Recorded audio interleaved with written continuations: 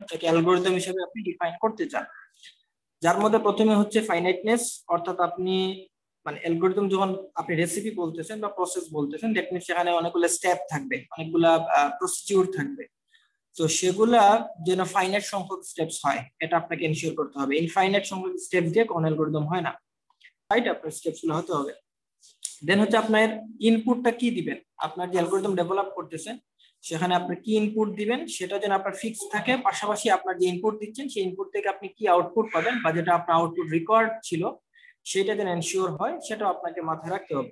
And finally হচ্ছে effectiveness, এটা আসলে বোঝা যায় আপনি যে অ্যালগরিদমটা ডেভেলপ করতেছেন সেটা আদৌ ইফেক্টিভ কিনা, কারণ হতে পারে যে আপনার যে জিনিসটা আপনি সলভ করতে চাচ্ছেন তার থেকেও বেটার একটা কিছু আছে, তো সেক্ষেত্রে আপনার নতুন কিছু করার তো প্রয়োজন নেই। তো আপনি যদি নতুন কিছু করতে চান, স্টেপস মানে অ্যালগরিদম ডেভেলপ করতে চান, সেক্ষেত্রে ইফেক্টিভনেসটাও ইম্পর্টেন্ট। তো এই পাঁচটা ফান্ডামেন্টাল রিকোয়ারমেন্ট যদি ফুলফিল করে আপনার স্টেপস অফ সলিউশন গুলো, সেক্ষেত্রে আপনি সেটাকে অ্যালগরিদম হিসেবে ডিফাইন করতে পারবেন। আমার মনে হয় যে আপনার অ্যালগরিদমের ক্ষেত্রে বেসিক কনসেপ্টের ক্ষেত্রে কিছুটা হলে ক্লিয়ার, যেহেতু এর আগে আপনারা অনেকেই বলছেন যে এটার সাথে পরিচিত হয়ে আসছেন প্রিভিয়াস সেমিস্টারে। আমি একটু উপরের দিকে যাই, যে আমরা যেহেতু জানলাম যে অ্যালগরিদমের আসলে কিছু স্টেপস থাকবে এবং সেগুলো হচ্ছে স্পেসিফাইড কিছু রিকোয়ারমেন্টের মধ্য দিয়ে যাবে।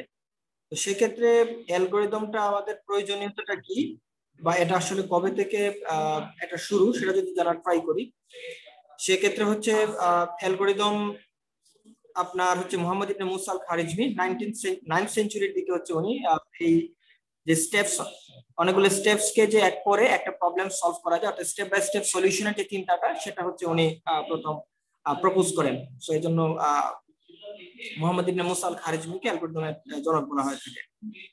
তো এক্ষেত্রে উনি হচ্ছে পাঁচটা স্টেপস কে এখানে উনি আইডেন্টিফাই করেছিলেন প্রথম দিকে। সেটা হচ্ছে যে প্রবলেম থাকবে, যে প্রবলেমটাকে আপনি সেখানে অ্যালগরিদম দিবেন, অর্থাৎ আমরা যে স্টেপস অফ প্রসেস বলতেছি সেগুলো হচ্ছে অ্যালগরিদম, এবং সেই অ্যালগরিদমে দিবে হচ্ছে আপনার সিস্টেমে, কম্পিউটার সিস্টেম, এবং সেই কম্পিউটার সিস্টেমের মধ্যে আপনার কিছু ইনপুট আসবে। সেই ইনপুটগুলো এই সিস্টেমে আপনি যে স্টেপগুলো দিচ্ছেন সেই স্টেপের মধ্য দিয়ে মানে যাওয়ার পরে ফাইনালি আপনি আপনার যে রিকোয়ার্ড আউটপুট চাচ্ছেন সেই আউটপুটটা আপনি পাবেন। তো এই পাঁচটা নোশন দিয়ে আলটিমেটলি আপনার অ্যালগরিদমিক সলিউশন চিন্তা করা হয়ে থাকে।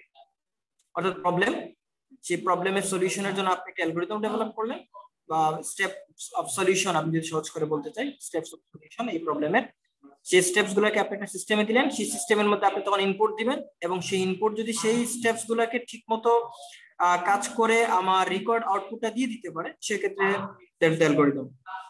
এবং এক্ষেত্রে আমরা একটু আগে যে পাঁচটা রিকোয়ারমেন্টের কথা বলছি, সেই পাঁচটা রিকোয়ারমেন্ট আসলে এর মধ্যে চলে আসবে। যদি আমরা একটা এক্সাম্পল দেখতে চাই, ধরেন হচ্ছে স্টেটমেন্ট অফ প্রবলেম, সেখানে আমরা সর্টিং করতে চাই ফর এক্সাম্পল। তো সর্টিং করতে গেলে আমাদের কি ইনপুট লাগবে, সেট অফ নাম্বারস, এরে হতে পারে, আপনি সেই এরে গুলা দিলেন, এবং সেখানে হচ্ছে আপনি আপনার আউটপুটটা পেতে চান, সর্টেড ডাটা পেতে চান। সর্টেড ডাটা পাওয়ার জন্য আপনি যে স্টেপস গুলা করবেন, ধরেন আমরা হচ্ছে এখানে স্টেপ হচ্ছে এগুলা, ফর এক্সাম্পল আপনি সিলেকশন সর্ট করলে তার এক ধরনের স্টেপ হবে, ইনসারশন সর্ট, মার্জ সর্ট, আর অনেকগুলো সর্টিং অ্যালগরিদম আছে। সো সেই সর্টিং অ্যালগরিদমের যে স্টেপস গুলো, সেই স্টেপস গুলো আপনি আপনার সিস্টেমের মধ্যে দিলেন, আপনি এলোমেলো কিছু ডাটা ইনপুট আকারে দিলেন, যদি সেই স্টেপস গুলো এলোমেলো ডাটাগুলোকে সর্ট করে দিতে পারে, তাহলে এই যে স্টেপস গুলো আমরা এখানে মানে দিছিলাম কম্পিউটারের মধ্যে, সেই স্টেপস গুলোকে আমরা তখন অ্যালগরিদম হিসেবে আইডেন্টিফাই করতে পারবো বা এটাকে বলতে পারবো। এখন কথা হচ্ছে কম্পিউটেশনাল প্রবলেমস এর ক্ষেত্রে আমরা যদি কিছু প্রবলেম চিন্তা করি, সেগুলো হচ্ছে ওয়েল নোন প্রবলেম হচ্ছে আপনার সর্টিং, যেগুলোর সাথে আমরা অলরেডি আপনারা দুই একটা প্রবলেম সর্টিং অ্যালগরিদম প্রবলেমের সাথে আপনারা পরিচিত, আমরা আরো কিছু সেমিস্টারে দেখবো। দেন সার্চিং এর সাথে আপনারা পরিচিত, বাট আমরা এখানে একটু রিভিউ দেওয়ার ট্রাই করব নেক্সট ক্লাসে, যেমন লিনিয়ার সার্চ, বাইনারি সার্চ, আপনার টার্নারি সার্চ, আর অনেকগুলো সার্চিং অ্যালগরিদম আছে বা প্রবলেম আছে। শর্টেস্ট পাথ ইন গ্রাফ, একটা গ্রাফ থেকে শর্টেস্ট পাথ বের করা, এটা একটা প্রবলেম, এবং এটা হচ্ছে খুবই রিনাউন্ড একটা প্রবলেম। সেগুলো আমরা এই ধরনের প্রবলেমগুলো সলভ করার ট্রাই করব আমাদের সেমিস্টারে। মিনিমাম স্প্যানিং ট্রি, এটা আমাদের সেমিস্টারে আমরা কভার করব। তো আরো অনেকগুলো প্রবলেম আছে, primality testing, primality testing, travelling salesman problem, knapsack. Knapsack আমরা সেমিস্টারে দেখার ট্রাই করব। ট্রাভেলিং সেলসম্যানটা আমরা সেমিস্টার শেষের দিকে ফাইনালের সিলেবাসে থাকবে এটা। যেগুলো হচ্ছে আসলে কিছু ওয়েল নোন অ্যালগরিদম, প্রবলেমস, যেগুলো হচ্ছে আমরা অ্যালগরিদম মধ্যে সলভ করতে পারি। এখন কথা হচ্ছে যে অ্যালগরিদমের সাথে কোন ইস্যুগুলা রিলেটেড। স্যার এক্সট্রা অনেক সাউন্ড আসতেছে স্যার, যে কারণে আপনার কথাগুলো ক্লিয়ার বোঝা যায় না। জি স্যার, নয়েজ আসতেছে স্যার। নয়েজ আসতেছে, ওকে ফাইন, আমি একটু রেকর্ডারটা পড়তে যাচ্ছি। তো যেটা হচ্ছে যে আমরা এতক্ষণ দেখলাম যে কিছু ওয়েল নোন প্রবলেমস গুলা, যেগুলো হচ্ছে আমরা আমাদের অ্যালগরিদমিক ওয়েতে চিন্তা করতে পারি। তার মধ্যে যদি আমরা এখন দেখি যে অ্যালগরিদমে কি কি জিনিসগুলা রিলেভেন্ট, তার মধ্যে একটা হচ্ছে যে আমরা একটা অ্যালগরিদমের ক্ষেত্রে তার ডিজাইনটা কি হবে, এবং ডিজাইন এরপরে আসবে হচ্ছে এক্সপ্রেস, মানে আমরা যে আমাদের অ্যালগরিদমটাকে আমরা কিভাবে প্রকাশ করব, সেটা হচ্ছে আমাদের অ্যালগরিদম ডিজাইন করার ক্ষেত্রে ডিজাইনের পরের স্টেপেই চলে আসবে। কারণ আপনার যদি একটা অ্যালগরিদম আপনি ডিজাইন করলেন, ফর এক্সাম্পল আপনি স্টেপ বাই স্টেপ লিখলেন, এখন সেটা আসলে প্রকাশ করবেন কিভাবে, বা সেটা আসলে অন্যের কাছে কনভেনিয়েন্ট করে তুলবেন কিভাবে, সেটা এখানে একটা পয়েন্ট চলে আসে। দেন আসে হচ্ছে কারেক্টনেস। কারেক্টনেস বলতে হচ্ছে আমরা যে অ্যালগরিদমটা ডেভেলপ করলাম সেটা আসলে মানে অ্যাকুরেট রেজাল্ট দিচ্ছে কিনা, সেটা আসলে ভ্যালিড অ্যালগরিদম হলো কিনা, অর্থাৎ তার কারেক্টনেসটাকে প্রুফ করতে হবে। দেন আসে হচ্ছে এফিসিয়েন্সি। এফিসিয়েন্সি বলতে অনেকটা হচ্ছে কমপ্লেক্সিটির মতো, আমরা আসলে আমাদের যে অ্যালগরিদম ডেভেলপ করলাম সেই অ্যালগরিদমটা হচ্ছে আসলে কতটুকু এফিসিয়েন্ট সেটা আমাদের মেজার করতে হবে, সেক্ষেত্রে আমাদের কমপ্লেক্সিটির হেল্প নিব। এন্ড দেন হচ্ছে অপটিমালিটি, কতটা অপটিমাল আমাদের অ্যালগরিদম। সেই পাঁচটা স্টেপ আসলে অ্যালগরিদমের সাথে রিলেভেন্ট। এখন যদি আমরা ডিজাইন স্ট্র্যাটেজি ক্ষেত্রে পরিচিত হই যে কি কি ডিজাইন স্ট্র্যাটেজি আছে আমাদের অ্যালগরিদম ডেভেলপের ক্ষেত্রে, সেক্ষেত্রে হচ্ছে এখানে ওয়েল নোন কিছু ডিজাইন টেকনিক আছে, যেটা একটা হচ্ছে ব্রুট ফোর্স। আমরা আপনার নাম শুনে থাকার কথা, বিশেষ করে যারা হচ্ছে এসইএম এর সাথে ইনভলভ, তারা ব্রুট ফোর্সের সাথে আই থিঙ্ক অনেকেই পরিচিত। আরেকটা হচ্ছে ডিভাইড কনকার। ডিভাইডেড কনকারের সাথে পরিচিত হওয়ার কথা, না হলে সমস্যা নেই, আমরা এই সেমিস্টারে এগুলো দেখবো এই টেকনিকগুলো। Divide and conquer, decrease and conquer, transform and conquer. এর মধ্যে আমরা ডিভাইড এন্ড কনকার দেখবো। গ্রিডি অ্যাপ্রোচটা আমরা এই সেমিস্টারে দেখবো। ডাইনামিক প্রোগ্রামিং, এটা হচ্ছে একটা অ্যালগরিদম ডিজাইনের স্ট্র্যাটেজি, আমরা এটাও দেখবো। Backtracking and branch and bound, এটাও আমরা এই সেমিস্টারে ফাইনাল টপিকে দেখবো। Space and time trade off. So এই কয়েকটা হচ্ছে আপনার অ্যালগরিদম ডিজাইনের স্ট্র্যাটেজি। নট অনলি এগুলো, এর বাইরে অনেকগুলো স্ট্র্যাটেজি আছে, বাট এগুলো হচ্ছে রিনাউন্ড। এখন আপনি একটা অ্যালগরিদমের ক্ষেত্রে আমরা একটা জিনিস বলছিলাম যে এক্সপ্রেস করার ওয়ে, এক্সপ্রেস করার অনেকগুলো ওয়ে হতে পারে। সুডোকোড হতে পারে একটা ওয়ে, আর একটা ওয়ে হতে পারে আপনার ফ্লো চার্ট, তবে সুডোকোডটা আর কি বেশি প্রসিদ্ধ।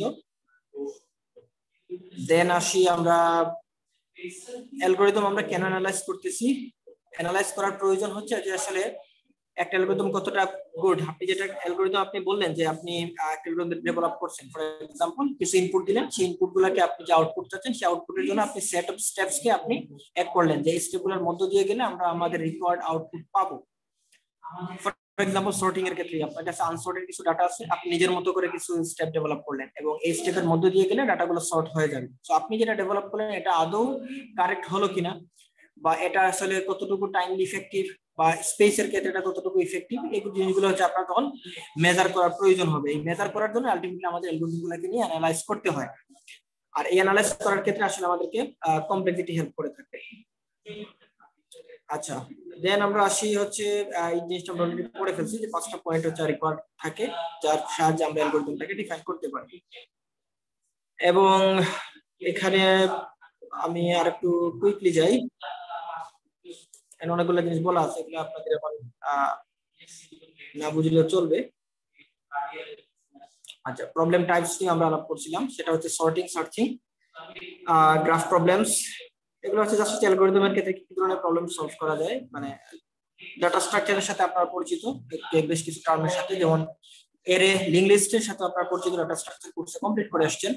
String, stack, queue, priority queue, graph, tree, এই set and dictionary. Set and dictionary আপনাদের সেমিস্টারে লাগবে না, বাট এই যে প্রিভিয়াস যে টপিকগুলো, এই টপিকগুলো হচ্ছে আপনাদের এই অ্যালগরিদম কোর্সে ডাটা স্ট্রাকচারে এই কনসেপ্টগুলো প্রয়োজন পড়বে। এজন্যই আপনাদের ডাটা স্ট্রাকচার কোর্সটা অ্যালগরিদম কোর্সের প্রিরিকুইজিট, অর্থাৎ ডাটা স্ট্রাকচার কোর্স কমপ্লিট করেই আপনাকে অ্যালগরিদমটা নিতে হয়, কারণ ডাটা স্ট্রাকচারের এই টপিকগুলো আপনাকে তখন অ্যালগরিদম সলভ করার ক্ষেত্রে লাগবে। আচ্ছা, তো যাদের হচ্ছে অ্যালগরিদমগুলোর মানে এই টপিকগুলোর ক্ষেত্রে প্রবলেম আছে, তারা ট্রাই করবেন এগুলো যেন যত আর্লি করা যায় কনসেপ্টগুলো ক্লিয়ার করে নিতে ডাটা স্ট্রাকচারের। তো এই হচ্ছে অ্যালগরিদম নিয়ে বেসিক কিছু আলোচনা। আমরা যদি আপনাদের এখানে কোনো প্রশ্ন থাকে এখন একটু প্রশ্ন নিব, যদি না থাকে দেন হচ্ছে আমরা কমপ্লেক্সিটি নিয়ে আলাপ করা শুরু করব আর কি। তো কারো কোনো কোয়েরি থাকলে বেসিক্স অফ অ্যালগরিদম নিয়ে প্রশ্ন তাহলে করতে পারেন। আচ্ছা, এখন আমরা একটু দেখবো হচ্ছে যে অ্যালগরিদম নিয়ে আমরা বুঝলাম, এক্ষেত্রে আমরা একটু আগে জেনে আসছি যে আমরা অ্যালগরিদমটাকে অ্যানালাইজ করার প্রয়োজন হয়। অ্যানালাইজ করার ক্ষেত্রে আসলে আমরা কোন ওয়েতে অ্যানালাইজ করবে অ্যালগরিদমটাকে, তার জন্য আলটিমেটলি আমরা এই কমপ্লেক্সিটি টপিকটা পড়বো। সেক্ষেত্রে একটা অ্যালগরিদমের ক্ষেত্রে কি কি থাকে, যে ইনপুট থাকে, ইনপুট গুলো হতে পারে সেটা একটা ম্যাট্রিক্স হতে পারে, সেটা হচ্ছে সেখানে একটা অ্যারে দিয়ে আমরা ইনপুট দিতে পারি। তো সেই ইনপুট গুলা হচ্ছে নির্দিষ্ট সময় নির্দিষ্ট স্টেপস গুলাকে সে অপারেট করবে, নির্দিষ্ট স্টেপস গুলার মধ্য দিয়ে যখন সে যাচ্ছে সেখানে একটা টাইমের প্রয়োজন পড়বে, স্পেসের প্রয়োজন পড়বে। তো এই টাইম এবং স্পেস এই দুইটা জিনিসের উপর বেস করে আলটিমেটলি আমরা একটা অ্যালগরিদমের এফিসিয়েন্সি মেজার করতে পারবো বা অ্যানালাইজ করতে পারবো। ফর এক্সাম্পল, যে এখানে হচ্ছে একটা অ্যালগরিদম বলা হচ্ছে যে যেমন আমরা একটা মিনিমাম নাম্বার বের করবো অনেকগুলো নাম্বারের মধ্যে, ধরুন আপনার কাছে 100টা নাম্বার আছে, সেই 100 নাম্বারের মধ্যে কোন নাম্বারটা সবচেয়ে মিনিমাম সেটা আপনি বের করতে চান। তো সেক্ষেত্রে এটা একটা অ্যালগরিদম, সুডোকোড টাইপের অ্যালগরিদম, যেখানে সুডোকোড দিয়ে অ্যালগরিদমটাকে এক্সপ্রেস করা হয়েছে। অ্যালগরিদম কিন্তু অনেকগুলো ওয়েতে এক্সপ্রেস করা যায়, যেটা আমরা আগের স্লাইডে মানে আগের লেকচারে বলে আসছিলাম। তো কেউ একজন মেসেজ করছেন, ওকে। তো যেটা হচ্ছে সেই স্টেপস গুলো একটা অ্যালগরিদম। এখন এটা যদি আমরা কমপ্লেক্সিটি মেজার করতে চাই বা এটা আসলে ঠিক কতটুকু সময় নিবে সেটা যদি আমরা বের করতে চাই, তাহলে ধরেন এই প্রথম স্টেপ যেটা ফার্স্ট স্টেপ, এটা হচ্ছে আমাদের 1 সেকেন্ড টাইম নিবে ফর এক্সাম্পল।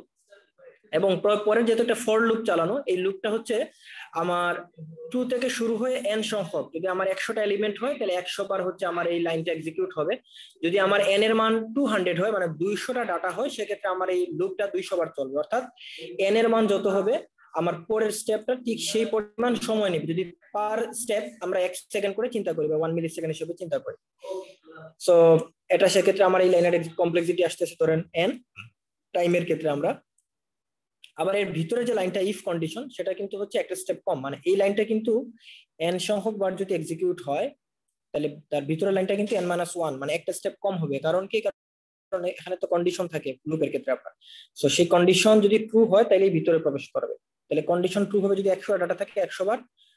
লাস্টের যে স্টেপ, সেই স্টেপে কিন্তু আবার কন্ডিশন চেক করবে, বাট ফলস হওয়ার কারণে লুপে প্রবেশ করবে না, বের হয়ে যাবে। সো একটা স্টেপ কিন্তু ভিতরে কম প্রবেশ করতেছে, দ্যাট মিন্স n-1 কন্ডিশনের ক্ষেত্রে। সো এই পুরো জিনিসটাকে যদি আমরা এখন জাস্ট ক্যালকুলেট করি, সেক্ষেত্রে আমরা পাবো 3n-1, বা এটাকে যদি আমরা ইন জেনারেলাইজ করি সেক্ষেত্রে শুধু n পাবো। অর্থাৎ আমাদের এই কমপ্লেক্সিটি বা এই অ্যালগরিদমটাকে সলভ করার জন্য আমাদের n সংখ্যক টাইম লাগবে। তো এই যে n সংখ্যক টাইম বললাম, অর্থাৎ আমার যদি 100টা ডাটা হয় তাহলে আমার এই অ্যালগরিদমটা রান করতে 100 সেকেন্ড লাগবে। যদি আমার 500 ডাটা হয় তাহলে 500 সেকেন্ড লাগবে। এই যে একটা ইন জেনারেল মেথড বললাম, এটা দ্বারা আসলে আমি বুঝতে পারবো যে দুইটা অ্যালগরিদমের মধ্যে একটা যদি 100 সেকেন্ড নেয়, আরেকটা যদি 50 সেকেন্ড নেয়, তাহলে বুঝবো যে এই অ্যালগরিদম হচ্ছে কম সময় নিচ্ছে, এটা বেশি এফিশিয়েন্ট পার্সপেক্টিভ অফ টাইম। তো এক্ষেত্রে এটাকে জেনারেলাইজ করার জন্য আমি যেহেতু বললাম 100 সেকেন্ড 200 সেকেন্ড, এটা কিন্তু ডিভাইস নির্ভর হতে পারে। ফর এক্সাম্পল, এই স্টেপ গুলা আমার এই ডিভাইসের ক্ষেত্রে বা আমার যে হার্ডওয়্যার কম্পোনেন্টস গুলো আছে, এই কম্পোনেন্টস এর উপর বেস করে সে হচ্ছে 100 সেকেন্ড নিচ্ছে। বাট এই সেম অ্যালগরিদম আরেকটা ডিভাইসে যদি আমরা দেই, ফর এক্সাম্পল সুপার কম্পিউটারের মধ্যে আমরা সেম অ্যালগরিদমটাকে ইনপুট দিলাম, সেক্ষেত্রে অ্যালগরিদম সেম কিন্তু টাইমটা সেখানে আরো কমে যেতে পারে। অর্থাৎ সেক্ষেত্রে হচ্ছে আমরা যদি এই যে 100 বা 200 বলতেছি, এই যে স্পেসিফাই করে বলতেছি, এটা হচ্ছে ডিভাইস নির্ভর হয়ে যায়, এটা কিন্তু জেনারেলাইজ হয় না। তো আমরা যদি এটাকে জেনারেলাইজ করতে চাই, সেক্ষেত্রে আমাদের অর্ডার অফ গ্রোথ বা রেট অফ গ্রোথ যে নামে আপনি বলেন, এটার হেল্প নিতে হবে। বা আমরা একটু পরে দেখবো অ্যাসিম্পটোটিক নোটেশন, এই নোটেশনটা আসলে আমাদেরকে এক্ষেত্রে এটাকে ইন জেনারেলাইজ ফরম্যাটে বলার ক্ষেত্রে হেল্প করবে। অর্থাৎ আমরা যদি ডিভাইস পার্সপেক্টিভ থেকে বের হয়ে এটাকে হচ্ছে কমন একটা মাধ্যমে প্রকাশ করতে চাই, সেক্ষেত্রে অ্যাসিম্পটোটিক নোটেশন এবং রেট অফ গ্রোথ, এই দুইটা জিনিস আমাদেরকে হেল্প করে থাকবে। এবং এই দুইটা জিনিস কি আমরা ডিটেইলস একটু পরে জানবো। আমরা একটু দেখে আসছিলাম যে কমপ্লেক্সিটি, যে আমরা কম্পিটিশনাল কমপ্লেক্সিটি একটা অ্যালগরিদমের ক্ষেত্রে ইফেক্টিভনেস মেজার করার দুইটা মাধ্যম, একটা হচ্ছে স্পেস, একটা হচ্ছে টাইম। তো এগুলোর ডেফিনেশন যদি আমি বলি খুব সহজ করে, স্পেস মানে হচ্ছে যখন আপনার কনসার্ন থাকবে মেমোরি বা স্পেস, সেক্ষেত্রে সেটাকে আপনি স্পেস কমপ্লেক্সিটি বলবেন। অর্থাৎ আপনি আপনার অ্যালগরিদমটাকে স্পেসের বেসিসে আপনি এটাকে হচ্ছে এফেক্টিভনেস চেক করতেছেন। আর যদি আপনার টাইমটা হচ্ছে আপনার কনসার্নের বিষয় হয়ে থাকে, সেক্ষেত্রে আপনি সেটাকে টাইম কমপ্লেক্সিটি হিসেবে আইডেন্টিফাই করতেছেন। তো এখানে ডিটেইলস বলা আছে, আপনারা দেখে নেবেন। আমি এটা মানে ডিটেইলস বলে সময় এখানে কোনো অপচয় না করে আমি এক্সাম্পলে চলে যাই ডিরেক্টলি। যেমন স্পেসের ক্ষেত্রে ধরেন এটা হচ্ছে একটা অ্যালগরিদম, যেখানে বলা হচ্ছে আমরা দুইটা নাম্বারের যোগফলটা বের করবো। সো প্রথম স্টেপ হচ্ছে আমরা একটা ইনপুট এ নিব, আরেকটা স্টেপের ক্ষেত্রে আমরা হচ্ছে ইনপুট বি নিচ্ছি, দুইটা ইনপুট নিচ্ছি। সো দুইটা ইনপুটকে আমরা হচ্ছে আরেকটা স্টেপের মধ্যে যে এটাকে অ্যাড করে দিচ্ছি, এন্ড ফাইনালি হচ্ছে সেখান থেকে আমরা সাম করে স্টেপগুলোকে ক্লোজ করে দিচ্ছি, অর্থাৎ আমার ফাইনাইট স্টেপস। সো এই পাঁচটা হচ্ছে একটা অ্যালগরিদম। আবার সেম কাজ দুইটা যোগফলের ক্ষেত্রে আরেকটা স্টেপ দেখেন, এখানে হচ্ছে ইনপুট এ নিচ্ছে, ইনপুট বি, এবং ডিরেক্টলি দুইটা ইনপুটের মধ্যে যোগ করে আমাকে এক্সিট হয়ে যাচ্ছে, ওটা স্টেপ লাগতেছে 4টা। তো এখন যেহেতু আমরা স্পেস কমপ্লেক্সিটি বা স্পেসের ক্ষেত্রে ইফেক্টিভনেস মেজার করতেছি, সেক্ষেত্রে এখানে যেহেতু ইনপুট নেওয়ার ক্ষেত্রে বা কাজটা করার ক্ষেত্রে 3টা ভেরিয়েবলের হেল্প নেওয়া হচ্ছে। সো দ্যাট মিনস এটাকে বলা হচ্ছে আপনার যদি আমরা টাইম হিসাব করি প্রত্যেকটা স্টেপ মানে 1 মিলি সেকেন্ড, সেক্ষেত্রে আপনার এখানে 4টা স্টেপ মিলি কাজ করবে। সো 4টা স্টেপে 4 মিলি সেকেন্ড লাগবে, সরি টাইম বলতেছি, স্পেস লাগবে 1 বাইট করে আমরা চিন্তা করি, 4টা স্টেপে 4 বাইটস। যেখানে এখানে হচ্ছে স্টেপ 3টা, সেক্ষেত্রে 3 বাইটস লাগবে। তো এই একই কাজ দুইটা অ্যালগরিদম দিয়ে করা যায়, বাট দুইটা অ্যালগরিদমের মধ্যে প্রথমটা হচ্ছে ইফেক্টিভ বেশি। সো আপনি এটার মাধ্যমে বলতে পারেন, অর্থাৎ এটাকে বলা হচ্ছে স্পেস কমপ্লেক্সিটি। সেম অ্যালগরিদম যদি আমরা টাইমের পার্সপেক্টিভে চিন্তা করি, 1 সেকেন্ড করে ধরি। হ্যাঁ বলেন। প্রথমটা ইফেক্টিভ না দ্বিতীয়টা ইফেক্টিভ? প্রথমটা ইফেক্টিভ না, কারণ প্রথমটা হচ্ছে স্পেস বেশি নিচ্ছে। যদি আমরা স্টেপ বেশি চিন্তা করি, এখানে মেমোরি হচ্ছে আপনার 3টা, একটা 2টা এবং সি নামে আরেকটা মেমোরি নিচ্ছে, দেন হচ্ছে আরেকটা স্টেপের মাধ্যমে আউটপুট দিচ্ছে। যেখানে আমরা এই অ্যালগরিদমে দেখতে পাচ্ছি সেই স্টেপ নিচ্ছে আরো অনেক কম, সো সেক্ষেত্রে স্পেস কম নিচ্ছে। স্টেপ কম হলেই যে স্পেস কম নিচ্ছে ব্যাপারটা এমন না, এখানে ভেরিয়েবলটা আলটিমেটলি আপনার কম। সো কম ভেরিয়েবল মানে কি, আপনি কম মেমোরি নিচ্ছেন, অ্যালোকেট কম করতেছেন। সো স্পেসের পার্সপেক্টিভে স্পেস কম হলে কি স্যার টাইম কমবে না স্যার? না, ব্যাপারটা এরকম না যে আপনার স্পেস কমলেই টাইম কমে যাবে, এরকম না। অনেক সময় হতে পারে যে আপনার স্পেস কমে আসতেছে কিন্তু আপনি আপনার অ্যালগরিদমের টাইমটা বেড়ে যাচ্ছে, এরকমও হতে পারে। আমরা যখন আরো অ্যালগরিদম দেখবো 1 বাই 1, সেখানে আপনি এটা আরো ক্লিয়ারলি বুঝতে পারবেন। বাট বেশিরভাগ ক্ষেত্রে যেটা ঘটে থাকে যে আপনার স্পেস কমার সাথে সাথে টাইমটাও কমে আসে, বাট এটা হচ্ছে কমন, বাট সবসময় এটা ঘটে না। বুঝতে পারছেন? জি স্যার। আচ্ছা, যদি কনফিউশন থাকে বললেন, তাহলে আমি আরো এক্সাম্পল বাড়াবো আর কি।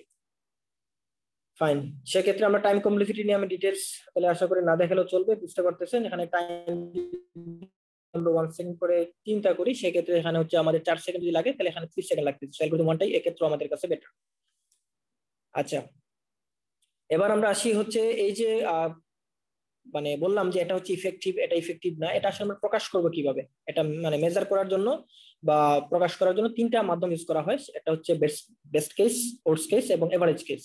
অর্থাৎ এই 3টা কমপ্লেক্সিটির মাধ্যমে আমরা বলতে পারবো যে কে হচ্ছে ভালো। যে রেট অফ গ্রোথের কথা আমরা বলে আসছিলাম, এই রেট অফ গ্রোথ আলটিমেটলি এটার সাহায্যে আমরা প্রকাশ করে থাকবো, হেল্প করবে আর কি এখানে।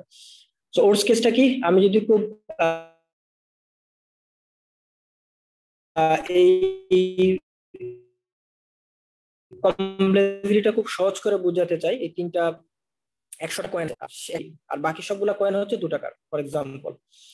এখন আপনি আপনার পকেটে হাত দিলেন এবং আপনি যদি ফার্স্টেই 5 টাকার কয়েনটা বের করে নিয়ে আসতে পারেন, আপনার টার্গেট হচ্ছে 5 টাকার কয়েনটা বের করা। এখন আপনি পকেটে হাত দিলেন এবং প্রথম কয়েনটাই বের হয়ে আসলো 5 টাকার কয়েন, অর্থাৎ আপনি ফার্স্ট স্টেপেই আপনি আপনার যেটা আউটপুট চান সেই আউটপুটটা পেয়ে গেছেন। এই যে প্রথম স্টেপে আউটপুট পেয়ে যাওয়া, এটাকে বলা হচ্ছে বেস্ট কেস কমপ্লেক্সিটি। অর্থাৎ আপনি আপনার ইনপুট দিবেন, আপনার যে স্টেপস গুলো চাচ্ছেন সেই আউটপুট আপনি প্রথম স্টেপেই পেয়ে যাবেন। এই কেসটাকে বলা হচ্ছে বেস্ট কেস। তাহলে ওয়ার্স্ট কেসটা কি? ওয়ার্স্ট কেসটা হচ্ছে ঠিক উল্টো, মানে আপনি 100 টাকা কয়েন আছে স্যার, আপনার কথা ভেঙে ভেঙে আসছে স্যার, কিছু বুঝতে পারতেছি না। তাহলে আপনি 5 টাকার কয়েন চান, প্রথমে হাত দিলেন, 5 টাকার কয়েন বের হয় নাই, অন্য একটা কয়েন। স্যার আপনার কথা অনেক স্কিপ হইতেছে। স্যার, আপনার কথা ভেঙে ভেঙে যাচ্ছে। আচ্ছা, খারাপ। এর কারণ হচ্ছে ওয়াইফাই অনেক স্লো। আচ্ছা, আশা করি এখন আর ফ্ল্যাকচুয়েট করবে না, মোবাইলটা ডিসকানেক্ট করে ফেলছি। আচ্ছা, অনেকে বলতেছেন যে এভারেজ কেসটা আবার একটু রিপিট করলে বেটার হয়। আচ্ছা ফাইন স্যার, ওয়ার্স্ট কেসও স্যার বেস্ট কেস পর্যন্ত শুনছিলাম। আচ্ছা, আমি আবার একটু হালকা রিভিউ দিচ্ছি। আমরা এখানে যেটা আমি বলছিলাম যে মানে worst case, best case, average কেসের ক্ষেত্রে বোঝার সুবিধার্থে যে আমরা যদি মানে ফর এক্সাম্পল কোন একটা ইনপুট দিচ্ছি, 100টা ইনপুট দিচ্ছি, ইনপুট দেওয়ার পরে আমরা সেখান থেকে তো আউটপুট চাই, যেহেতু অ্যালগরিদমের ক্ষেত্রে এটা একটা রিকোয়ারমেন্ট যে আপনার আউটপুটটা যেন এনশিওর হয়। সো আমরা যে ইনপুট দিচ্ছি সেই ইনপুটটা যদি আমরা আমাদের প্রথম স্টেপে, আমাদের অ্যালগরিদমে তো অনেকগুলো স্টেপ থাকবে, সো আমরা যদি প্রথমবারেই হচ্ছে আমরা আমাদের আউটপুটটা পেয়ে যাই ফার্স্ট স্টেপেই, সেক্ষেত্রে সেটাকে বলা হচ্ছে বেস্ট কেস। ওর্স্ট কেস হচ্ছে যে আমরা একদম লাস্ট স্টেজে যে মানে সবগুলা ইনপুট নিয়ে আমরা কাজ করার পরে একদম ফাইনালি রেজাল্টটা পাচ্ছি, দেন সেটাকে বলা হচ্ছে ওর্স্ট কেস। আর এভারেজ কেস হচ্ছে বেস্ট এবং ওর্স্ট এর মাঝখানে যতগুলো স্টেপ আছে সবগুলো স্টেপে হচ্ছে আপনার এভারেজ কেস। অর্থাৎ আমরা যদি ধরি 100টা ডাটা, সেক্ষেত্রে প্রথম ডাটার ক্ষেত্রে যদি আমরা আউটপুটটা পেয়ে যাই, প্রথম ইনপুটের ভ্যালু দিয়ে আমরা আউটপুটটা যদি পেয়ে যাই সেটাকে বলতেছি বেস্ট। 100 নম্বর ডাটাতে যদি আমরা আউটপুট পাই সেটাকে বলতেছি ওর্স্ট। 2 থেকে 99 এই সবগুলা স্টেপকে আমরা বলতেছি হচ্ছে এভারেজ। এবার clear? G sir. G sir. G sir. Okay, that's good. এবার আমরা যদি পরের অপশনে যাই যে আমরা আসলে এটাকে কিভাবে মেজার করব, এখানে একটা বলা আছে যে কোনটা হচ্ছে বেস্ট মানে হচ্ছে সেই অ্যালগরিদম, এটা হচ্ছে প্রথমে পেয়ে যাচ্ছি। এটা হচ্ছে অনেকটা ফিগার নিয়ে আমরা আলাপ না করে আমি, আচ্ছা এখানে একটা জিনিস বলা আছে, সেটা হচ্ছে যে এই তিনটার মধ্যে কোনটা আসলে আমরা most of the case use করব অ্যানালাইজ করার ক্ষেত্রে। আমরা যে একটু আগে বলছিলাম যে অ্যালগরিদম অ্যানালাইজ করার প্রয়োজন, সেই অ্যানালাইজ করার ক্ষেত্রে আসলে আমরা এই তিনটা কেসের মধ্যে কোনটাকে ফ্রিকোয়েন্টলি ইউজ করে থাকি। দেখেন বেস্ট কেস কিন্তু আমার যদি 10টা অ্যালগরিদম থাকে, 10টা অ্যালগরিদমের ক্ষেত্রে কিন্তু বেস্ট কেস সেম হতে পারে। ফর এক্সাম্পল, আপনার ওই যে বললাম আপনার পকেটে 100টা কয়েনও থাকতে পারে, আবার 50টা কয়েনও থাকতে পারে। এখন 50টা কয়েনের একটা স্টেপ, মানে ধরেন 50টা, আরেকটা হচ্ছে 100টা। এখন বেস্ট কেসের ক্ষেত্রে কিন্তু দুইটা অ্যালগরিদমের ক্ষেত্রেই কিন্তু বেস্ট কেস সেম হতে পারে, মানে প্রথম স্টেপেই আপনি সলিউশন পেয়ে যাচ্ছেন। সো বেস্ট কেস মানে দুইটার ক্ষেত্রেই 1। এখন এই যে 1 বলে কিন্তু আপনি মানে বুঝতে পারতেছেন না যে এই দুইটা অ্যালগরিদমের মধ্যে কে বেশি এফিশিয়েন্ট, সেটাকে সে আপনাকে ক্লিয়ার করে দিতে পারতেছে না। দ্যাট মিনস বেস্ট কেসের সাহায্যে আপনি দুইটা অ্যালগরিদমের মধ্যে কে বেশি এফিশিয়েন্ট সেটার আপনি কোনো সিদ্ধান্ত নিতে পারতেছেন না। এবার আসি আমরা এভারেজ কেসের ক্ষেত্রে। এভারেজ কেস জিনিসটা কি, সেটা হচ্ছে সেকেন্ড স্টেপ থেকে লাস্ট স্টেপের আগ পর্যন্ত।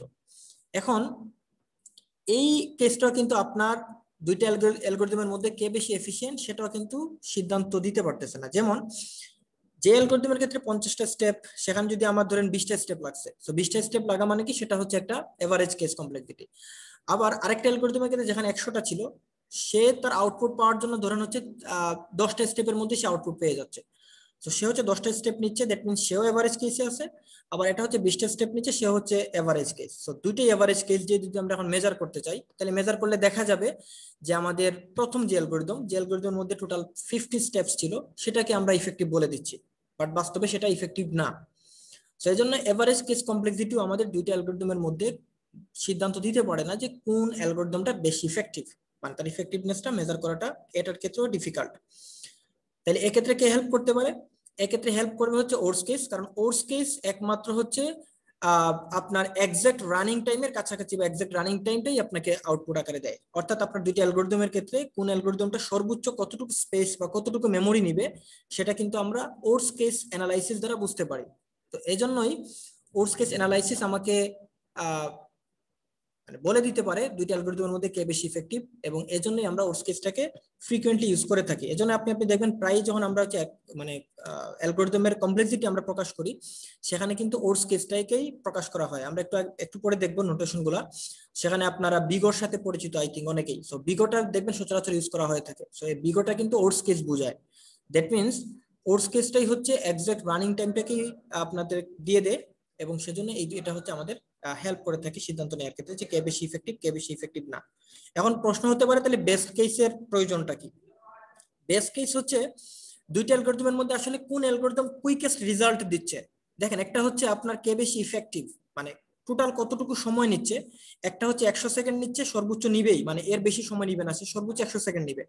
আরেকটা অ্যালগরিদম সর্বোচ্চ 50 সেকেন্ড নিবে। সো এটা দ্বারা আপনি বুঝতেছেন কোনটা বেশি টাইম নিবে। বাট আপনার কাছে দরকার হচ্ছে কে কুইকেস্ট রেজাল্ট দিচ্ছে, মানে কত সময় নিচ্ছে সেটা ম্যাটার না, but quickest result, K first রেজাল্টটা কে আগে দিচ্ছে। সেক্ষেত্রে হতে পারে আপনার এক্ষেত্রে আপনাকে বেস্ট কেস আপনাকে হেল্প করবে। যদি বেস্ট কেস যেটার বেশি সেটাই হচ্ছে কুইকেস্ট রেজাল্ট দিচ্ছে, সো বেস্ট কেস এক্ষেত্রে আপনাকে হেল্প করে থাকবে। এই এই জিনিসটা কি আপনারা বুঝতে পারছেন? স্লাইডের কথাগুলো ক্লিয়ার? জি স্যার স্যার। ফার্স্টের কথাগুলো আমি বুঝতে পারি নাই। আচ্ছা, কোন পয়েন্টটা বুঝুন একটু বলেন, তাহলে বাকি কেউ একজন হেল্প করবে আপনাকে। স্যার যে উড যে ছিল স্যার উড কোর্সটা। আচ্ছা, এখানে কারা বুঝতে পারছেন যে ওটস কেস মানে এখানে যে ব্যাখ্যাটা দিচ্ছে কারা কারা বুঝতে পারছেন? তারা একটু হ্যান্ড রেজ করেন। আচ্ছা, সুজয়। আর কেউ? তার মানে এখানে আছেন 51 পার্টিসিপেন্টস, 51 এর মধ্যে মাত্র 2 জন বুঝছেন। কিন্তু একটু আগে বললাম বুঝছেন কিনা, কেউ তো তখন কিছু বলে নাই। 3 জন বুঝতে পারছে, তাহলে বাকিরা কেউ বুঝে নাই। ওকে, স্যার কোয়েশ্চনটা হচ্ছে এই স্লাইডে আমরা কি আলোচনা করছি সেটা বুঝতে পারছেন কারা কারা? আচ্ছা, তানজিদ ইসলাম। তানজিদ, জি স্যার। আচ্ছা, এই স্লাইডে আমরা কি নিয়ে আলাপ করছি বলেন তো? স্যার প্রথমে আমরা শুরু করেছি অ্যালগরিদম কি স্যার। প্রথম দিকে না, আমরা বলতেছি এই স্লাইডে, যে স্লাইডটা আপনার স্ক্রিনে দেখা যাচ্ছে সেখানে আসলে আমরা কি নিয়ে আলাপ করছি? ওর্স্ট কেস অ্যানালাইজ নিয়ে স্যার। ওটস কেস অ্যানালাইসিস নিয়ে আলাপ করছি। আপনি পুরো বুঝতে পারছেন এই স্লাইডে কি আলাপ করছি? না স্যার, পুরোটা বুঝতে পারিনি, আমার এদিকে একটু নেটওয়ার্ক সমস্যা করছে স্যার। আচ্ছা, নেটওয়ার্ক প্রবলেম করতেছে। তাহলে কোন জায়গাটা আপনি বুঝেন নাই, নাকি সেটাও বুঝেন নাই? না স্যার, ওইটা বুঝতে পারছি স্যার, কোন জায়গাটা বুঝিয়ে দিছি। আচ্ছা, কোন জায়গাটাতে আপনার সমস্যা একটু বলেন, যে আমরা এই জায়গায় আপনাকে হেল্প করার ট্রাই করব, যে কোন অংশটুকু আপনি বুঝেন। স্যার ওর্স্ট কেস ওই যে স্যার অ্যানালাইসের ব্যাপারটাই স্যার। আচ্ছা, মাহিনুর রহমান। মাহিন। Yes, sir. আচ্ছা, এই স্লাইডে তো আপনার কোন জায়গায় সমস্যা বলেন তো, যে কোন অংশটুকু আপনি বুঝেন না? স্যার আমি ওই অ্যাকচুয়াল রানিং টাইমটা কিভাবে স্যার ওইটা। আচ্ছা, এই হচ্ছে বাস্তবতা না? রায়াত। Yes, sir. এই স্লাইডে কি সমস্যা, আপনি কোন জায়গাটা বুঝেন নাই? মানে ভয় পাওয়ার কিছু নেই, আপনি না বুঝলে তো বলবেন যে স্যার এটা বুঝি নাই, তাহলে তো বুঝিয়ে দেওয়া হবে। এখন যদি আপনি না বুঝে বসে থাকেন তাহলে তো সমস্যা। বুঝি না বলতে স্যার আপনি দুইটা কেস দেখালেন স্যার, ওয়ার্স্ট কেস আর অ্যাকচুয়াল টাইম, যে স্যার মানে দুইটা একসাথে কিছু কথা বলছেন স্যার, মাথার উপর দিয়ে গেছে। মাথার উপর দিয়ে গেছে, আচ্ছা। ওকে, তাহলে একটু সাথে থাকেন, আমরা যারা বুঝতে পারছি তাদের কাছ থেকে একটু শুনি। তাহলে এবার বলেন হচ্ছে সূচনা ঘোষ, আপনি একটু আমাদেরকে বলেন যে আসলে আমরা কি কি আলাপ করছি, এবং আপনি আপনার মতো করে বলেন, ভুল হলে সমস্যা নাই। স্যার আমরা এটাতে এই সাইডে আমরা জানতে পারছি স্যার যে ওর্স্ট কেস, বেস্ট কেস আর এভারেজ কেস। তো বেস্ট কেস দিয়ে স্যার আমরা মানে খুব তাড়াতাড়ি আমরা রেজাল্ট পেয়ে যাব। আর এভারেজ হচ্ছে স্যার ওর্স্ট আর বেস্ট এর মাঝামাঝি। 2 থেকে যদি 100টা না হয় তাহলে 2 থেকে 99 পর্যন্ত এভারেজ ধরা হবে। আর ওর্স্ট কেস হচ্ছে স্যার সব থেকে লাস্টের যে ইয়াটা, মানে আহ, আপনি যেটা এক্সাম্পল দিয়েছিলেন স্যার যে টাকার কয়েনের হিসাব যদি নেই, তাইলে 1 থেকে 100 পর্যন্ত। এখন আমি 99 পর্যন্ত আমি নিয়ে নিছি, আমি আমার এক্সাক্ট আমি পাইনি, আমি 100-এ গিয়ে এক্সাক্টটা পাইছি, তাইলে এটা আমার ওর্স্ট। তো সর্বোচ্চ মেমরি আমি ওর্স্ট থেকে আমি জানতে পারতেছি, মানে এক্সাক্ট রানিং টাইমটা। এটাই স্যার আমি বুঝতে পারছি, আমি জানি না ঠিক কিনা ভুল। আচ্ছা, তো ঠিক আছে সূচনা ঘোষ। সুজয়, আপনি কি বুঝতে পারছেন? আপনারটা বলেন দেখি, বাকিরা যারা বুঝেন নাই তারা আবার এদের কাছ থেকে শুনেন, তাহলে দেখবেন আপনার স্যার সবগুলো স্টেপের কথা বলবো নাকি?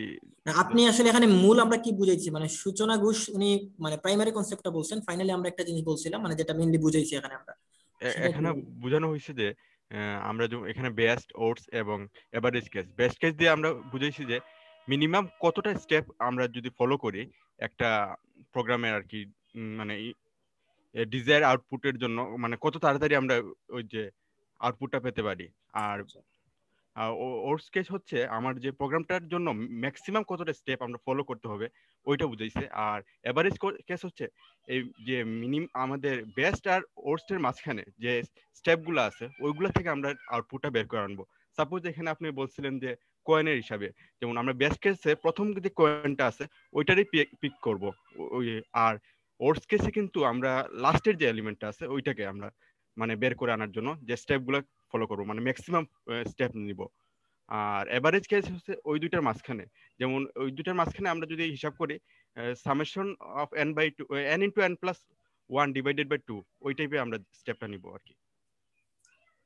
আচ্ছা, সেক্ষেত্রে তন্ময় আমাকে বলেন যে বেস্ট ওয়ার্স্ট এভারেজ নিয়ে তো ওনারা দুইজন বললো, তো এই তিনটার মধ্যে আপনি কোনটাকে ফ্রিকোয়েন্টলি ইউজ করবেন, বা এটা হচ্ছে কোন জিনিসটা আমাদের কাছে বেশি ইউজফুল এই তিনটা মানে স্যার এখানে স্যার ওয়ার্স্ট কেসের কথা স্যার আমি স্যার সবচেয়ে বেশি চিন্তা করবো স্যার। কেন? কারণ স্যার কারণ স্যার লাইক একটা প্রবলেম যখন সলভ করা হয় স্যার, যখন টেস্ট করা হয় তখন স্যার অনেকগুলো টেস্ট কেস থাকে। তো অনেকগুলো টেস্ট কেসের মধ্যে মানে আমরা যেখানে মেইনলি আটকাই এখানে হলো আপনার ওয়ার্স্ট কেসের ক্ষেত্রে টাইম কমপ্লেক্সিটি আসে স্যার, মানে টাইম কমপ্লেক্সিটি যেটা স্যার টাইম লিমিট এক্সিডেড যেটা ওইটা আসে স্যার। তো কারণ স্যার ওয়ার্স্ট কেসের ক্ষেত্রে বেস্ট কেস এভারেজ কেসের ক্ষেত্রে আমাদের কোডটা পাস হয়ে যায়, বাট আটকায় স্যার ওয়ার্স্ট কেসের ক্ষেত্রে। তো আমাদের তখন মানে সব সময় ওয়ার্স্ট কেসের কথা চিন্তা করে মানে অ্যালগরিদম চিন্তা করতে হবে, তাইলে আমাদের মানে প্রত্যেকটা টেস্ট কেসই পাস হবে ইজিলি।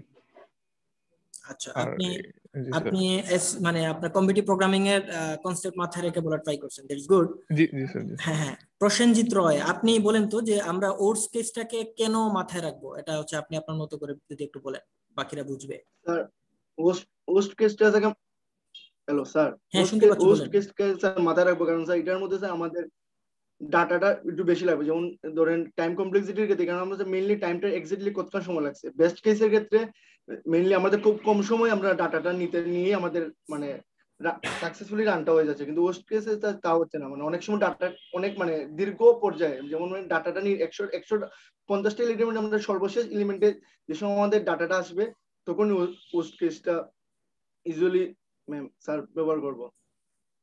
আচ্ছা, তো ব্যাপারটা দাঁড়াচ্ছে যে ওয়ার্স্ট কেস আমাদের এক্সাক্ট রানিং টাইমটাকে হচ্ছে দিচ্ছে। সেক্ষেত্রে যদি দুইটা অ্যালগরিদমের মধ্যে আমরা কম্পেয়ার করতে চাই, এফিসিয়েন্সি মেজার করতে চাই, সেক্ষেত্রে হচ্ছে ওয়ার্স্ট কেসই আমাদের এক্সাক্ট বলে দিতে পারবে যে দুইটার মধ্যে কে বেশি এফিসিয়েন্ট। সেক্ষেত্রে বেস্ট এবং এভারেজ কেস আমাদেরকে এই আনসারটা দিতে পারবে না, কারণ বেস্ট এবং এভারেজ কখনো আমাকে ফাইনাল টাইমটা বলে না। আচ্ছা, সো আশা করি এই স্লাইড নিয়ে কারো কোনো কোয়েরি নেই। যারা বুঝেন নাই প্রথম দিকে তাদের মধ্যে কি এখন কেউ আছেন যে বুঝেন নাই স্লাইডে? তাহলে আমি আরেকটা এক্সাম্পল দিব, আর যদি বুঝে যান তাহলে আমি স্কিপ করব স্লাইড। স্যার এখন অনেকটা ক্লিয়ার হয়েছে, বাট তাও স্যার মানে আচ্ছা আগে মাসান্না বলেন। স্যার এখন অনেকটা ক্লিয়ার আছে স্যার, কিন্তু তাও প্রপারলি না স্যার। আচ্ছা মাহিন স্যার ওই অ্যাকচুয়াল রানিং টাইম স্যার কি বলছেন? আচ্ছা, অ্যাকচুয়াল রানিং টাইম বলতে আসলে কি বোঝাচ্ছে? আমি যেটা বোঝানোর ট্রাই করছি, ধরেন আমি এখানে একটু অ্যানোটেশন ইউজ করি, তাইলে এবার আর অ্যানোটেশন গেল কই? হ্যাঁ পাইছি। আচ্ছা, সো আমি আগের স্লাইডে যাই।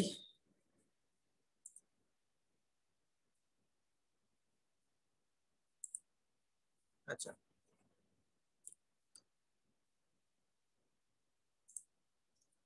এই অ্যালগরিদমের ক্ষেত্রে কালারটা থেকে কি কালার হয়ে গেছে? রেড নেই। এই অ্যালগরিদমের ক্ষেত্রে এটা হচ্ছে একটা অ্যালগরিদম, এটা হচ্ছে আরেকটা অ্যালগরিদম। সো এই দুইটা অ্যালগরিদমের ক্ষেত্রে আপনি চিন্তা করেন, ধরেন এই অ্যালগরিদমটা আপনার ইনপুট আপনি এখন হচ্ছে যোগফল বের করতেছে।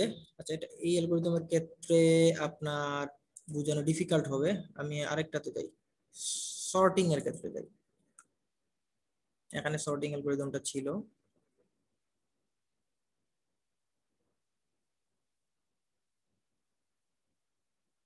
আচ্ছা, আমি নিজেই এমনিতেই এক একটা জিনিস দেখাই দিই।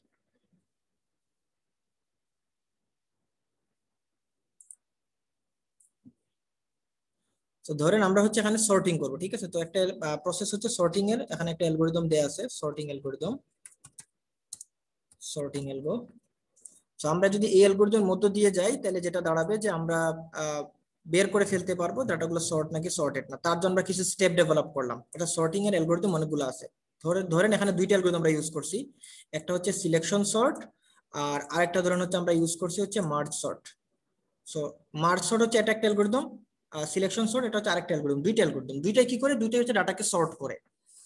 এখন আপনি ধরেন এখানে কিছু ইনপুট দিলেন, ধরেন 5টা ভ্যালু আপনি দিচ্ছেন, 5টা ভ্যালু। সো এলোমেলো 5টা ভ্যালু যদি দেন, সেটাকে হচ্ছে দুইটা অ্যালগরিদমে যেটা দিয়ে আপনি দেন না কেন, সে হচ্ছে আপনাকে আউটপুটে সর্টেড ডাটাগুলো দিবে। এখন কথা হচ্ছে আপনি যে ডাটাগুলো দিচ্ছেন সেই ডাটাগুলা যদি সিলেকশন সর্ট সে তার অ্যালগরিদম অনুযায়ী সর্ট করবে, মার্জ সর্ট সে তার অ্যালগরিদম অনুযায়ী সলভ করবে। প্রবলেম ইজ আমরা যদি এখানে 1 2 3 5 তারপর 4 অর্থাৎ তিনটা আমরা সর্টেড দিচ্ছি আর একটা ডাটা শুধু লাস্ট স্টেজে যে আমরা আনসর্টেড ডাটা দিচ্ছি।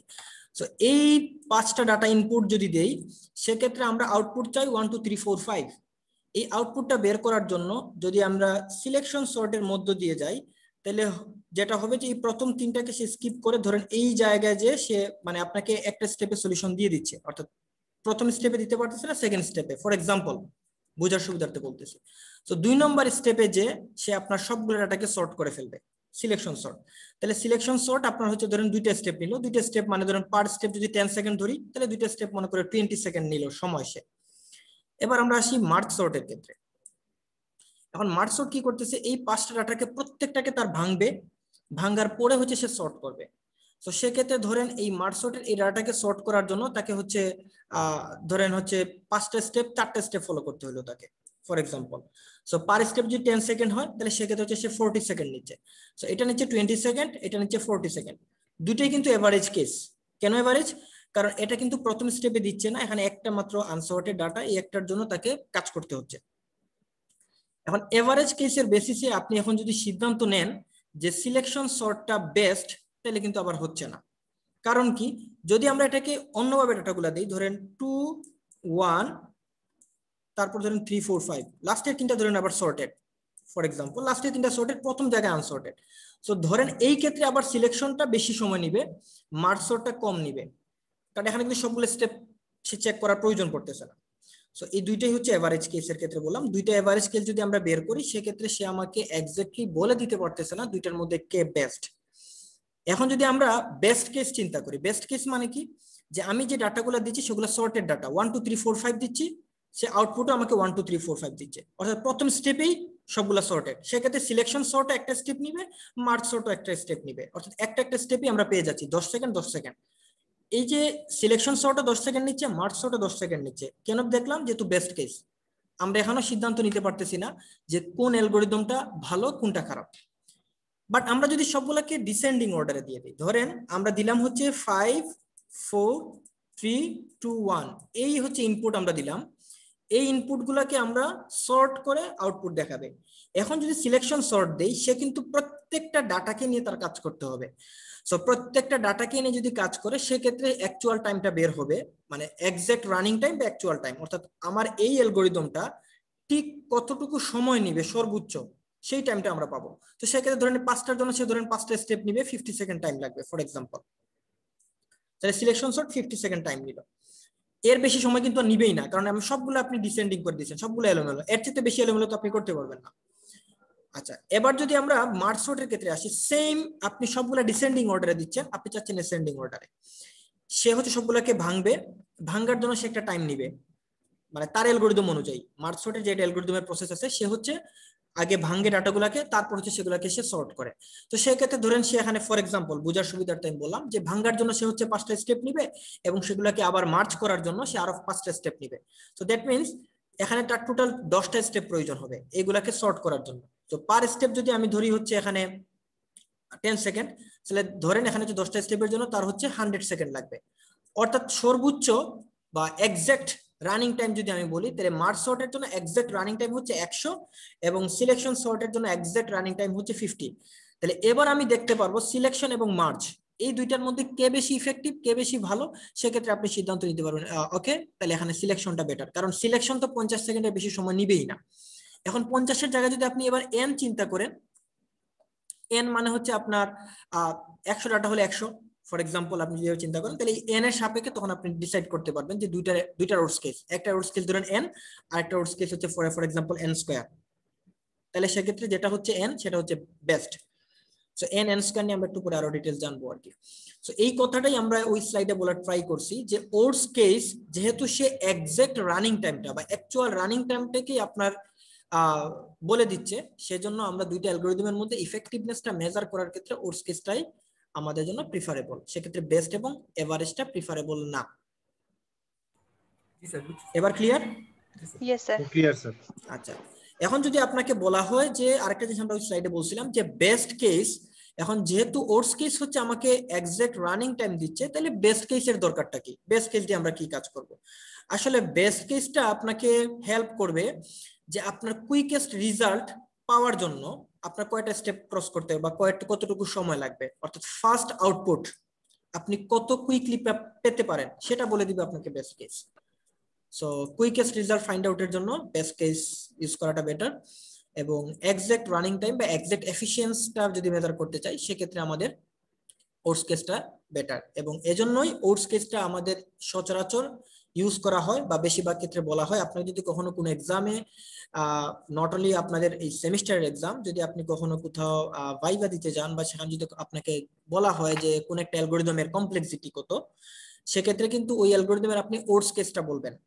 মানে আপনাকে যখন শুধু ইন জেনারেল বলা হবে কমপ্লেক্সিটি কত বা কমপ্লেক্সিটি কি, সেটা দ্বারা আশা করা হচ্ছে আপনি সেখানে ওটস কেসটাই বলবেন, কারণ এটাই আলটিমেটলি এক্সাক্ট রানিং টাইমটা বলে। বাট যদি আপনাকে কুইকেস্ট কমপ্লেক্সিটি বা যদি আপনাকে আদার্স মানে স্পেসিফাই করে দেওয়া হয়, বেস্ট কেস বলেন বা এভারেজ কেস, সেটা তো আপনি স্পেসিফাই করে দেওয়া হলো, আপনি সেটা বলবেন। বাট যখন শুধু কমপ্লেক্সিটি বলা হবে আপনি ধরে নেবেন যে কমপ্লেক্সিটি বলতে ওটস কেসটাকে এখানে মিন করা হচ্ছে, কারণ এটাই একমাত্র আপনার অ্যাকচুয়াল আউটপুট মানে অ্যাকচুয়াল টাইমটা বলে দিতে পারে বা অ্যাকচুয়াল স্পেসটা বলে দিতে পারে। আশা করি এই স্লাইড নিয়ে কারো কোনো আর কনফিউশন নেই। আচ্ছা, সো আমরা রেকর্ডার কি চলতেছে? হ্যাঁ চলতেছে। আচ্ছা, সো এখন আমরা কমপ্লেক্সিটির 3টা কেস সম্পর্কে বুঝলাম। এখন এই 3টা কেসকে আমরা প্রকাশ করব কিসের সাহায্যে? এইগুলা আচ্ছা, ফাবিয়া হ্যান্ড রেজ করছেন। ফাবিয়া মনে হয় কিছু বলতে চান, ফাবিয়া বলেন। ফাবিয়া আনমিউট করেন।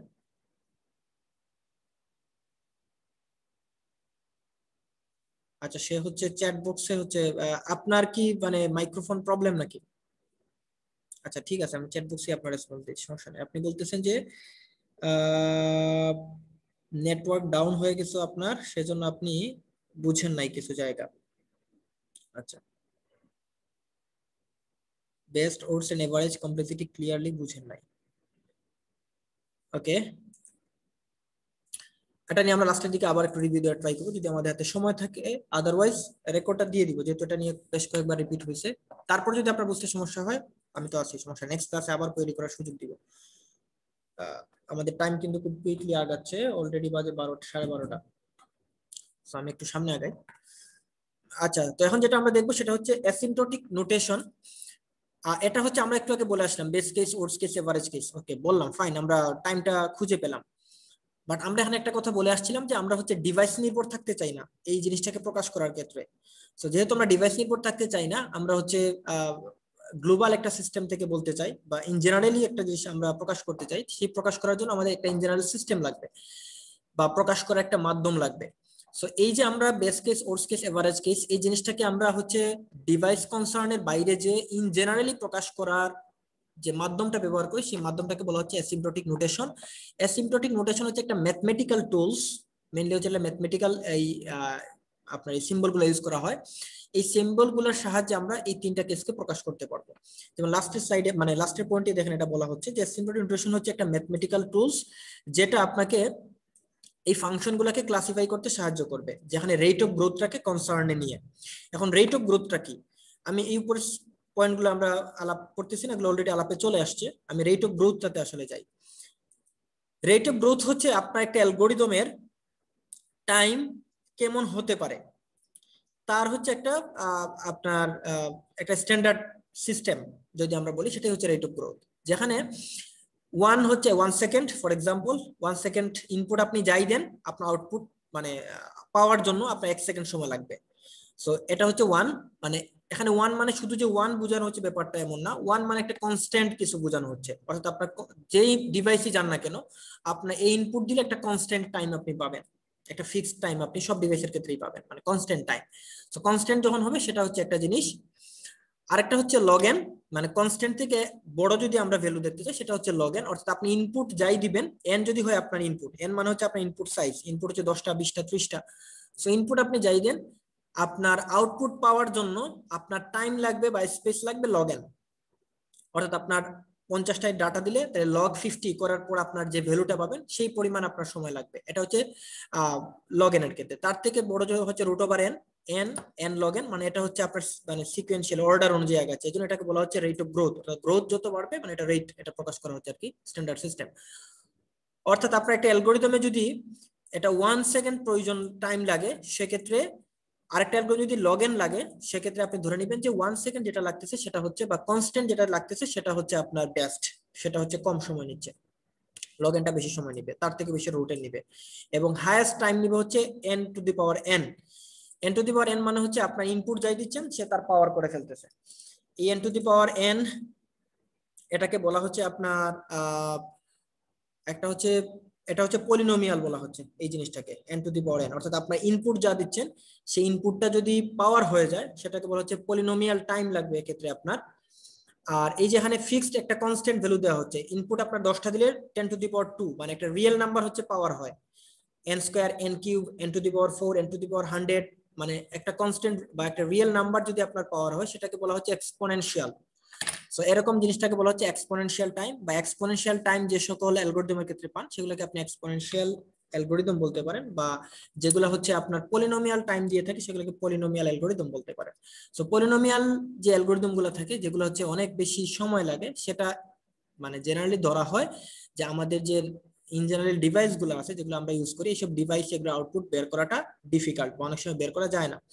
আমাদের সিলেবাসে একটা টপিক দেবেন লাস্টের দিকে রাখছি, এনপি হার্ড বা এনপি কমপ্লিটনেস, এই জিনিসগুলো আমরা এই পলিনোমিয়াল টাইম থেকেই আসবে। অর্থাৎ স্টিল এখনো এমন কিছু প্রবলেম আছে যেগুলো সুপার কম্পিউটার দিয়েও যেটা সলভ করা পসিবল হয় না, মানে এত বেশি সময় নেয় এগুলা।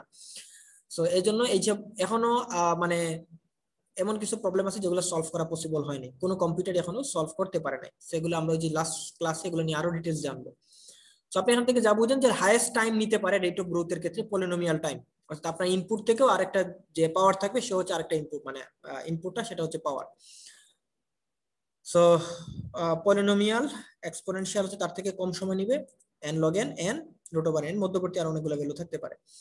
সো এখানে হচ্ছে লোয়ার বাউন্ড, প্রাথমিক যে তিনটা স্টেপ বলা হচ্ছে রেট অফ গ্রোথের ক্ষেত্রে 1 log n বা রুট ওভার n, এই তিনটাকে বলা হচ্ছে সরি n সহ এই চারটাকে বলা হচ্ছে লোয়ার বাউন্ড। লোয়ার বাউন্ড মানে হচ্ছে আপনার বেস্ট কেস, খেয়াল করবেন লোয়ার বাউন্ড মানে বেস্ট কেস হিসেবে চিন্তা করা হচ্ছে। n যেটা, nটাকে বলা হচ্ছে এভারেজ কেস বা এক্সাক্ট বাউন্ড, এবং n থেকে শুরু করে লাস্টের যে গুণগুলা এক্সপোনেনশিয়াল হোক পলিনোমিয়াল হোক এই সবগুলোকে বলা হচ্ছে আপার বাউন্ড। আপার বাউন্ড মানে হচ্ছে এগুলো ওডস কেস। ওকে, সো আমরা দেখলাম হচ্ছে লোয়ার বাউন্ড, রেট অফ গ্রোথের লোয়ার বাউন্ড মানে হচ্ছে বেস্ট কেস, এক্সাক্ট বাউন্ড বা এভারেজ বাউন্ড মানে হচ্ছে এভারেজ কেস, আপার বাউন্ড মানে সেটা হচ্ছে ওডস কেস। এখন এগুলো আমরা আসলে প্রকাশ করব কি দিয়ে?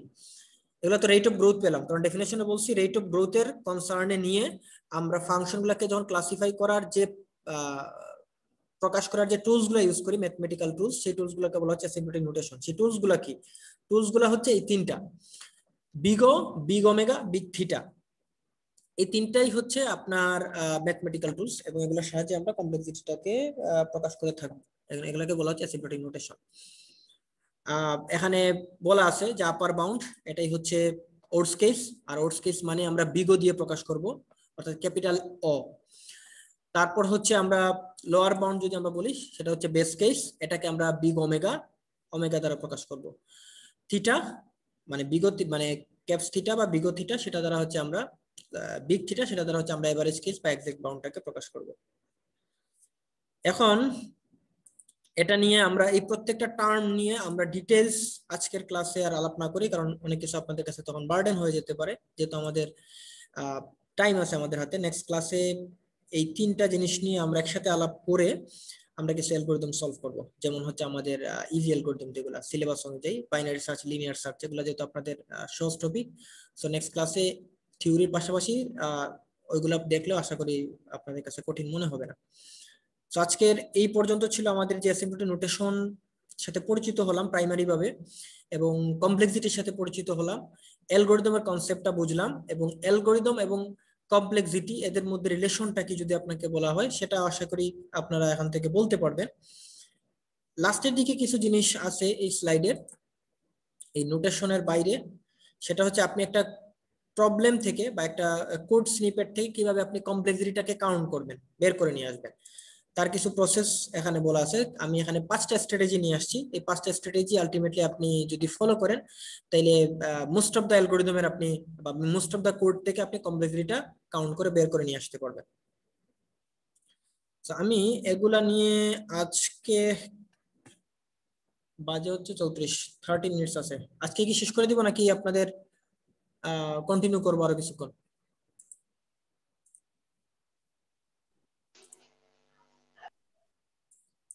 আজকে কি আরো কন্টিনিউ করবো নাকি বেশি হয়ে যাচ্ছে কি? আজকে এতটুকুই থাক স্যার। আচ্ছা, একজন আমাকে বলছেন big of log N big of n থেকে ফাস্টার কিনা। আচ্ছা, রেট অফ গ্রোথ এটাই প্রকাশ করতেছে যে লগ এনটা হচ্ছে ফাস্টার বিগ অফ এন থেকে। লগ এন মানে হচ্ছে আপনার টাইম কম লাগবে আর বিগ অফ এন মানে টাইম বেশি লাগবে, এজন্য লগ এনটা হচ্ছে আপনার লোয়ার বাউন্ড বা বেস্ট কেস, আর বিগ অফ এনটা হচ্ছে আপনার এক্সাক্ট বাউন্ড বা এভারেজ কেস, এটা বেশি সময় নেবে লগ এন থেকে। এই জন্য রেট অফ গ্রোথটা আপনারা মাথায় সেট করে নেবেন, এটা আপনাদের অনেকগুলো কাজে দিবে ইন ফিউচারেও, পরীক্ষার হলেও বা পরীক্ষার হলের বাইরেও। এই রেট অফ গ্রোথটা আপনাদের অনেক কাজে দিবে, অনেক কিছু ক্যালকুলেট করতে।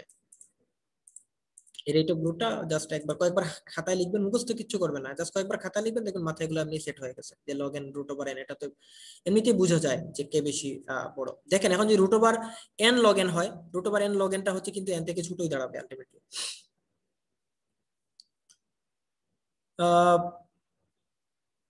আচ্ছা, দেখি কি কি বাকি আছে একটু আপনাদের দেখে রেকর্ডারটা বলতে। আজকের ক্লাসটা